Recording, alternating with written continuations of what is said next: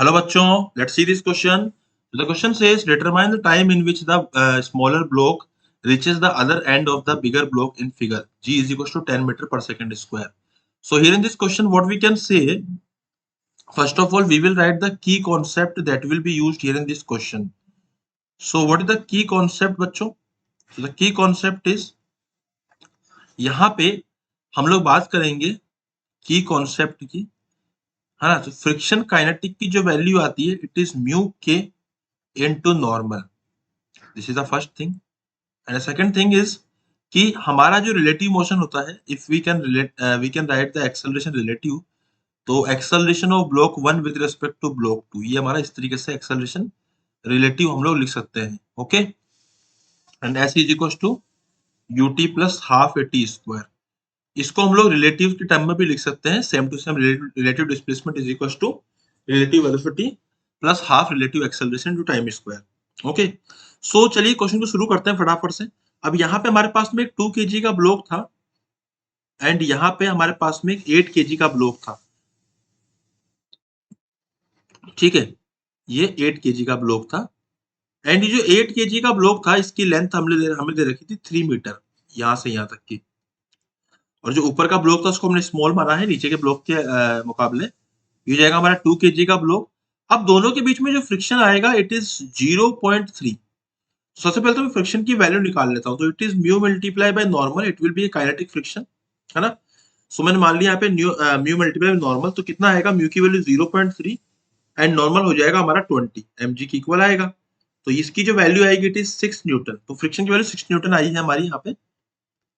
Now अभी यहाँ पे एक्सटर्नल एक फोर्स लग रहा है which is having the value of 10 Newton, है ना, इस ब्लॉक पे. अगर मैं ब्लॉक का एफबीडी बनाता हूं तो हम कुछ इस तरीके से यहाँ पे एफबीडी बनाएंगे. यहाँ पे इधर लगेगा हमारा 10 न्यूटन, है ना, और हम लोग ये कहेंगे कि इधर 10 न्यूटन लग रहा है.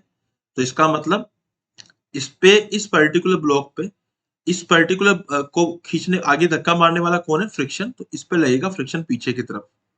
ठीक है, अगर 10 न्यूटन लग रहा है और फ्रिक्शन की जो मैक्सिमम वैल्यू 6 न्यूटन, इसका मतलब मोशन कट जाएगा, तो दोनों के दोनों काइनेटिक फ्रिक्शन आएंगे. अब मैं एक्सेलरेशन की बात करता हूं, तो ऊपर वाले का एक्सेलरेशन आएगा a1 और नीचे वाले का आएगा a2. तो व्हाट इज a1? तो a1 की वैल्यू आएगी net force which is 10 minus 6 by mass which is 2 kg. Okay, तो 10 में से 6 गया तो बचेगा 4 by 2 is 2 metre per second square. This is the acceleration of the first one a1. ये a1 का मेरा एक्सेलरेशन आ जाएगा 10 minus 6 by 2 which is 2 metre per second square. Similarly अगर मैं a2 की बात करता हूं तो a2 का आएगा मेरा फ्रिक्शन, क्योंकि एक ही फोर्स लग रहा है 6 न्यूटन, डिवाइड बाय मास जो वो हो जाएगा 8. इसको डिवाइड करा मैंने, इसका आ गया 3/4 मीटर पर सेकेंड स्क्वायर. अब हम लोग ये कह सकते हैं कि दोनों का एक्सेलरेशन एक ही डायरेक्शन में है. तो अगर मैं रिलेटिव एक्सेलरेशन की बात करता हूं, सो रिलेटिव एक्सेलरेशन हो जाएगा दोनों का, it will be 2 minus 3/4 and ये हो जाएगा 4 into 2 is 8 minus 3 is 5/4 metre per second square. तो ये एक्सेलरेशन मेरा आ गया है रिलेटिव. अगर मैं डिस्प्लेसमेंट की बात, अब मैं इक्वेशन ऑफ मोशन यहाँ पे यूज करता हूँ, s is equal to ut plus half a t square. Initially ये रेस्ट पे था, दोनों रिलेटिव मोशन रेस्ट पे था, तो इसका इनिशियली रेस्ट पे रहेगा एंड एक्सेलरेशन बाद में हो गया कितना? 5/4. तो डिस्प्लेसमेंट इसने कितना कवर किया है? 3 मीटर. इनिशियली रेस्ट पे था and half into relative acceleration कितना हो जाएगा? 5/4 मल्टीप्लाई बाय टी स्क्वायर. तो यहां से जो मेरे टी स्क्वायर की वैल्यू आएगी वो आएगी 4 into 2 is 8 into 3